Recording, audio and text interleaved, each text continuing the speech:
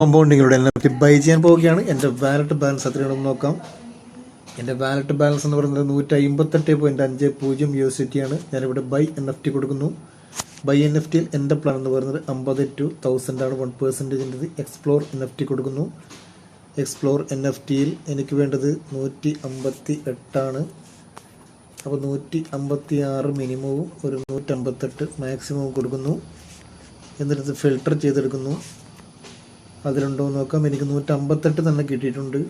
ആ 158ൻ്റെ NFT ഞാനിവിടെ by ചെയ്യാൻ പോവുകയാണ്. ബൈ നൗ എന്ന് പറഞ്ഞ ഓപ്ഷൻ ഞാനിവിടെ കൊടുക്കുകയാണ്.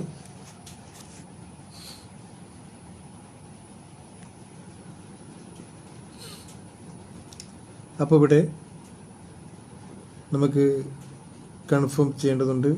ട്രാൻസാക്ഷൻ കൺഫേം ചെയ്യേണ്ട ട്രാൻസാക്ഷൻ ഡീറ്റെയിൽസ് കൺഫേം ചെയ്യുകയാണ്. പാസ്വേഡ് എൻ്റർ ചെയ്യേണ്ടതുണ്ട്.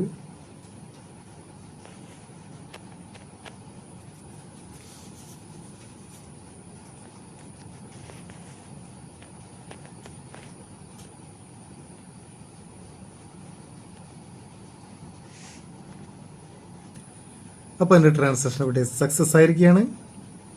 ഇനി നമുക്ക് നേരെ ഡാഷ് ബോർഡിലേക്ക് നോക്കാം. അത് സക്സസ് ആയിട്ടുണ്ടോ എന്ന് നോക്കാം. ഓക്കെ, ഇവിടെ എൻ്റെ വാലറ്റ് ബാലൻസ് എന്ന് പറയുന്നത് 0.50 ആണ്. ഇവിടെ ടോട്ടൽ ഡെയിലി ഏണിങ്സ് 48.50. ഇവിടെ NFT ഹോൾഡിംഗ് ഇപ്പോൾ 158 ഞാൻ NFT ഹോൾഡിംഗ് ഇട്ടിരിക്കുകയാണ്. Okay, thank U.